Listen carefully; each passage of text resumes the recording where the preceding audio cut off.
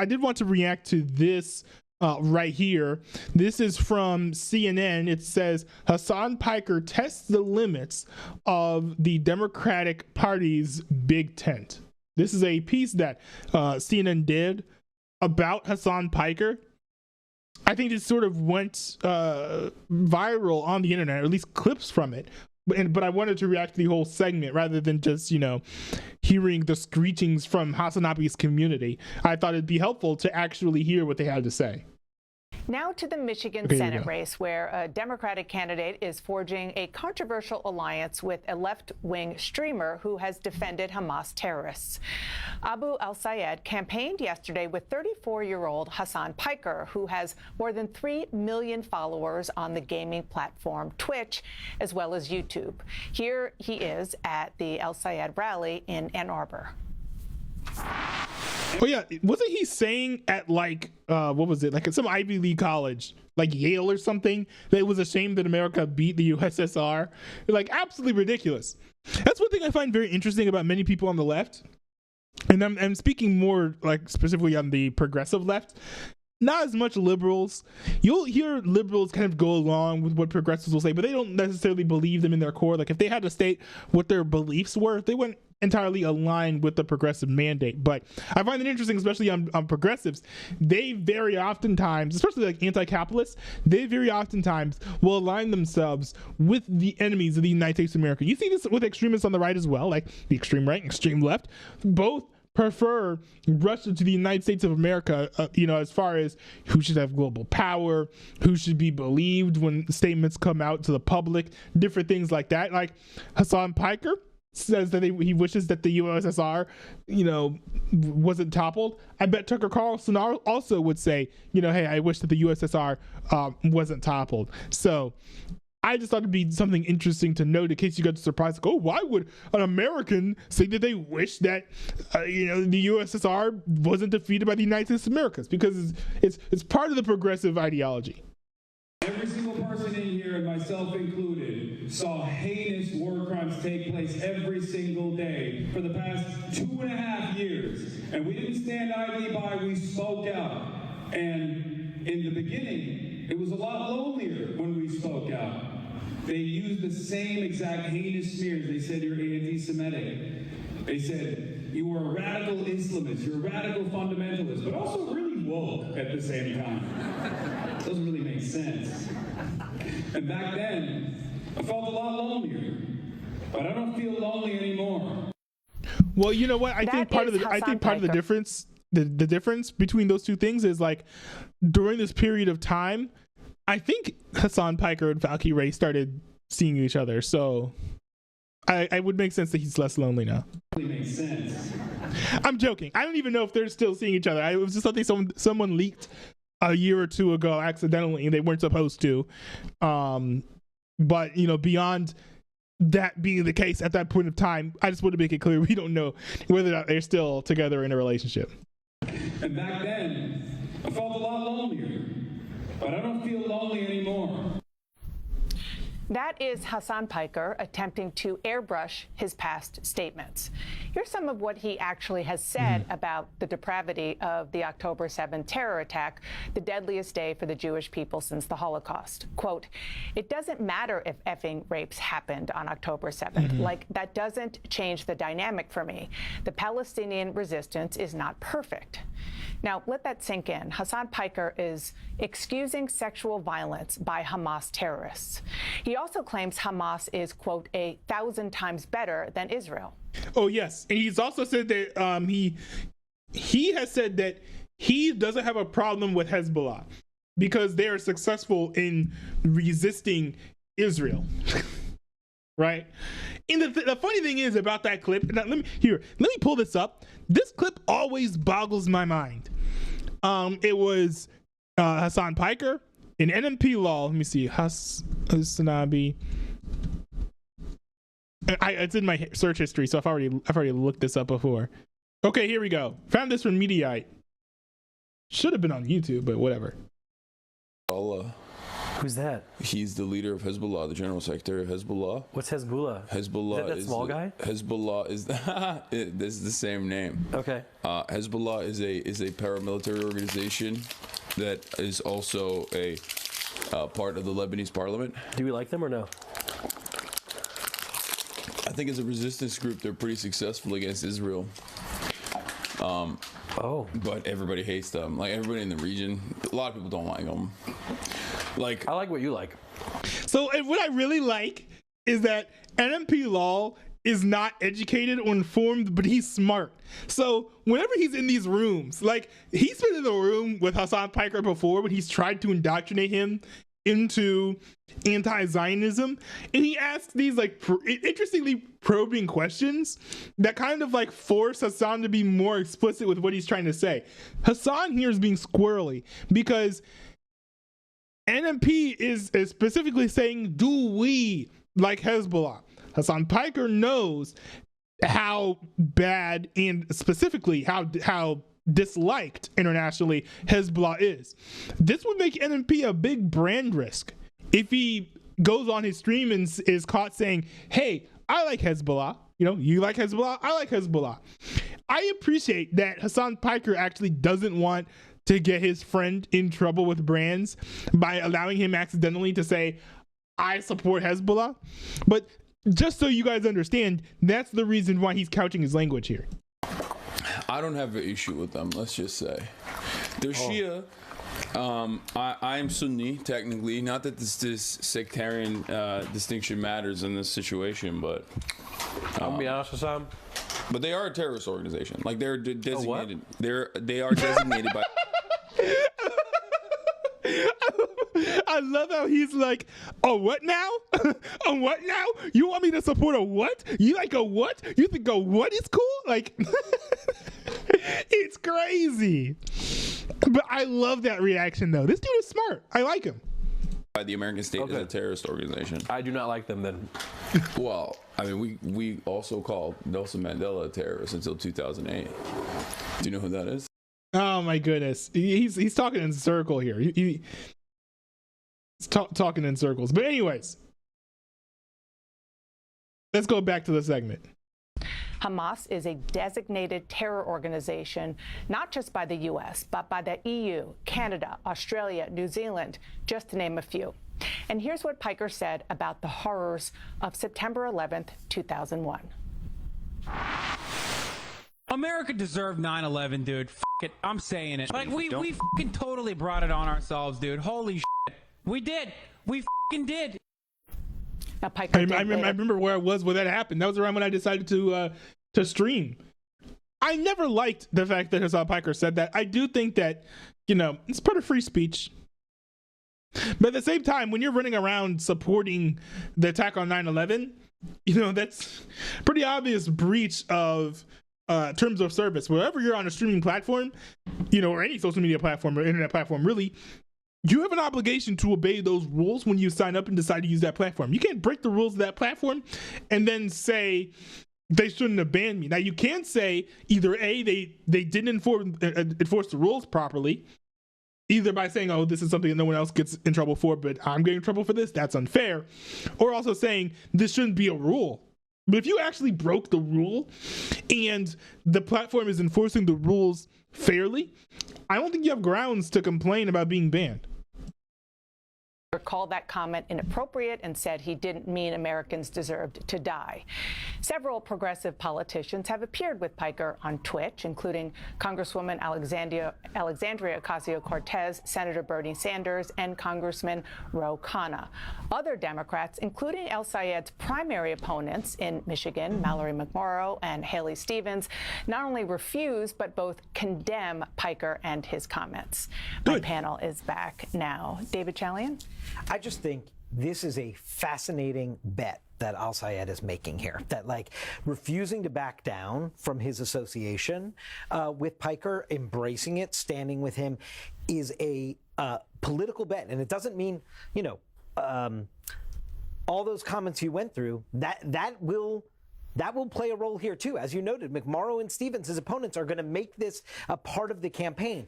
But the Sayed operation is betting The Piker popularity with the base is the safer bet in the cost-benefit analysis to make for him. And I just think that that's a really interesting thing to have us watch, because the politics of Israel inside the Democratic Party, especially in a state of Michigan, with a big Arab American population, as we saw in the 24 primary, this is still like a live wire inside the Democratic Party. Yeah. Well, one thing too is, you saw there, I don't know very much about Syed or whoever this person is. Al Syed, sorry. I don't know very much about Al Syed. However, you saw in that banner in the background, Al Syed said, it says Medicare for all. So this guy's a progressive as well. This is actually kind of smart. You could even have a very rabid anti-Semite hop up on the stage, and that would make the progressives very happy, because opposition to Israel is extremely important for progressives.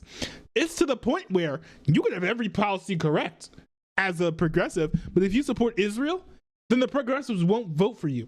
This guy is a progressive candidate, and just from a political perspective, I'm not talking about ethics here. From a political perspective, it was a smart move to actually go with Hasan Piker, because you are sort of doing what you need to do in order to secure that progressive vote. I mean, it's also a state where there were almost 100-something preschoolers almost murdered by a terrorist who, obviously was, thank God, stopped from doing it. Piker talked to our colleague, Donny O'Sullivan, and a couple of weeks ago, and I want to play what he said. I've spent my entire professional media career and far beyond that combating anti-Semitism. I've been doxxed, swatted by neo-Nazis for my consistent advocacy against anti-Semitism. I just also happen to be an avowed anti-Zionist. I believe Zionism is a very racist ideology. It's an ethno-religious supremacist ideology, and it's the underpinning ideology that has caused the genocide of Palestinians in the hands of Israel and also the United States of America. Now, just a little bit of sort of fact-checking here and context, because it's important, because these terms are thrown around without, understandably, people really knowing what they mean to a lot of people. First of all, Zionism. What is it actually? It's a nationalist movement, an ideology supporting the notion of a Jewish state, the Jewish people's right to self-determination. I always thought that it stood for the support of the existence of Israel, right? The fact that Israel has the right to exist. Now, I don't know if that means that it has to exist as a Jewish state. Because I've always considered myself a soft Zionist, because I believe that Israel has the right to exist, but it doesn't necessarily need to be a Jewish state. It doesn't have to be an Israeli state. I am not, generally speaking, a fan of ethno states. So that's kind of why my position there is as it is. But also, I don't support a lot of what the state of Israel does. I think one can say Israel does war crimes here. Israel mistreats Palestinians there.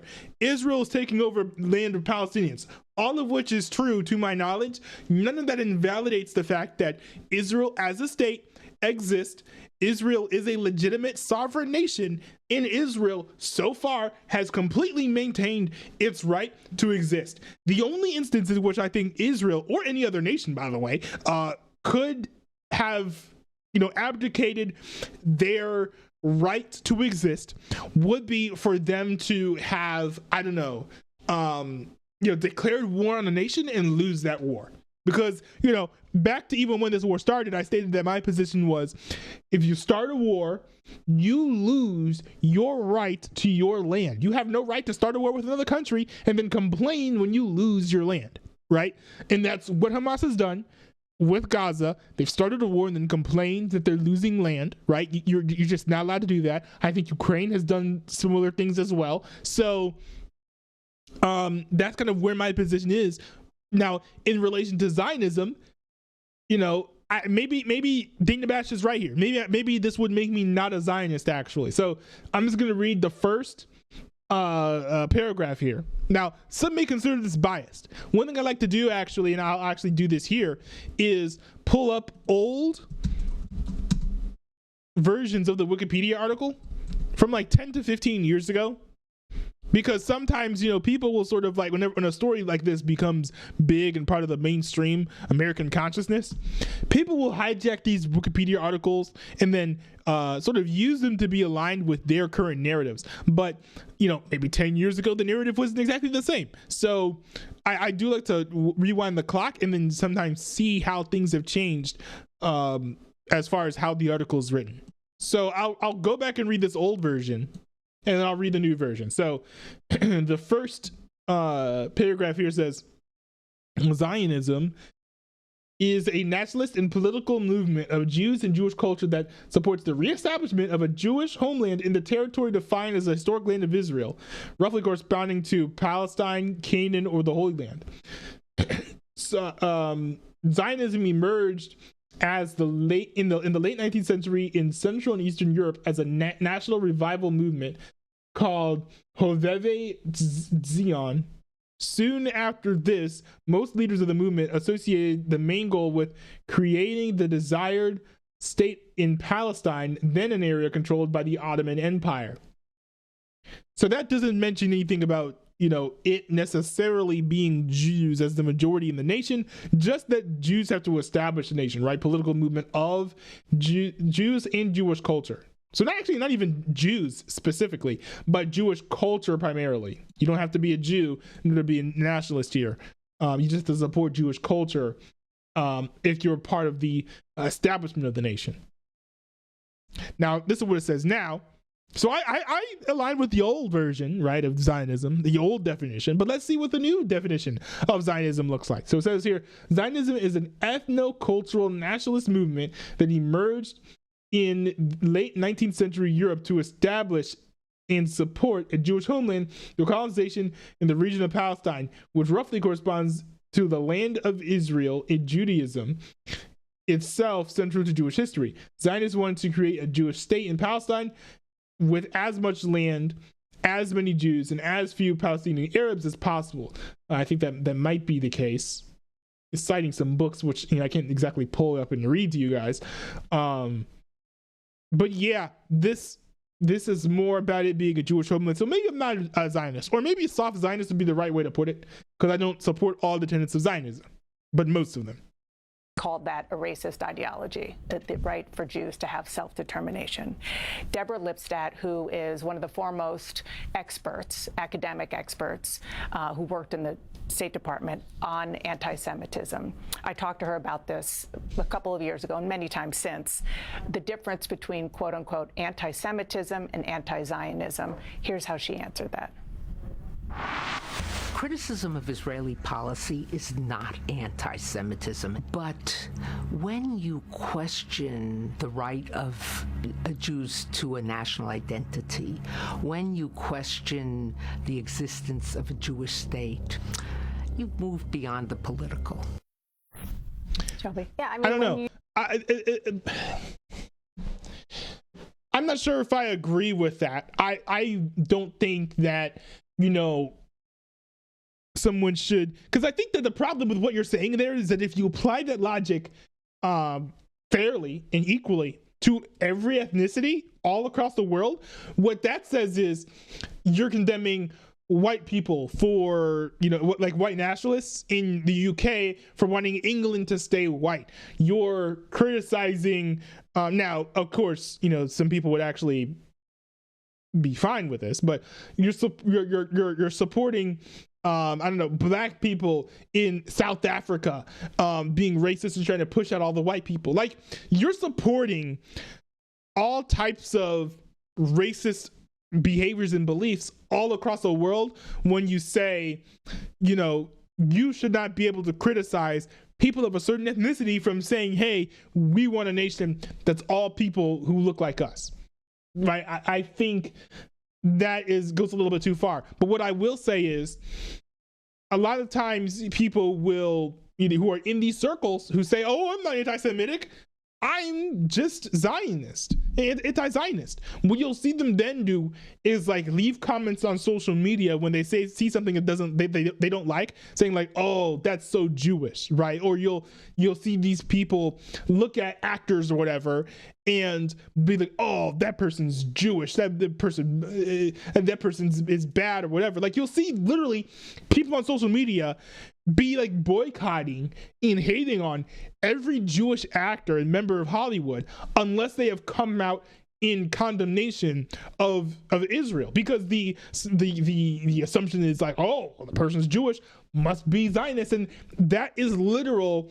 Like, it doesn't really get more anti-Semitic than that when it comes to rhetoric and how you're speaking online, where it's like, oh, I'm going to condemn that person because they're Jewish. I'm going to boycott them, and I'm going to be an anti-fan because they're Jewish until they give me reason otherwise. Like, until they prove that they're one of the good ones, then I'm going to hate on them. Like, see, that is getting deep into anti-Semitic waters, and these people will never admit that they're anti-Semitic. No.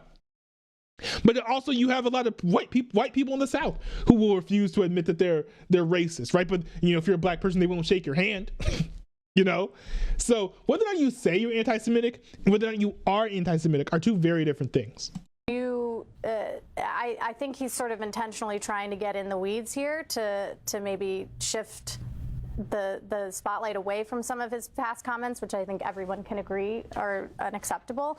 But this is the broader issue, I think, in this day and age in particular, with everybody being so online, with a ton of younger voters starting to get in the mix on both sides of the aisle. The ultimate question is, how far do we want to go with this? And one of the reasons that Democrats lost in the last election was because the American people felt like they were too far to the left, and they weren't necessarily representing the average American voter. And so it's really interesting that you have candidates who are teaming up with people who are sort of on the very far left side of it. On the flip side, you have the same issue in the Republican Party, where you have fringe folks sort of trying to weasel their way into this quote unquote mainstream orbit. And there's a question with both parties of, what do we do with these folks? Should we be going on their podcast? Should we be denouncing them? Yeah, I mean, it's such an important point. What was before thought of as fringe, here, both sides are definitely sort of